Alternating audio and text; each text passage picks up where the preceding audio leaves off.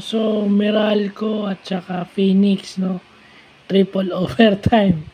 So maganda yung laban, no, triple overtime, nanalo yung Meralco dahil siguro doon sa kanilang yung paglalaro nila sa East Asia Super League at saka may playoff experience na to.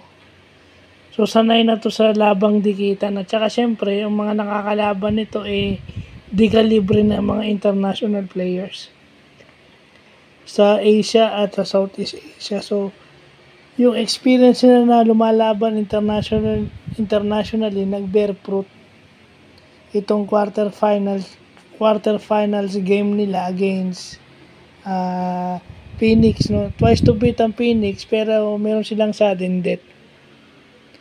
You know, sa akin triple overtime, I mean may panalo mo yung laro sa isang overtime, mahirap na at okay na, satisfying na. Pero manalo ka sa 3 overtime, mas masarap yun. So ibig sabihin hindi rin nagpapatalo yung Phoenix. So I think, you know, the PBA is back.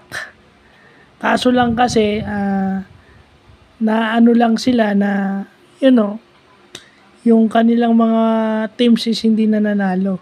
Itong Phoenix dati nasa ano to, hindi to nasa bottom dweller itong Phoenix dati, o to the middle, pero ngayon nasa playoffs. So gumaganda na yung PBA in my view. So yun lang po.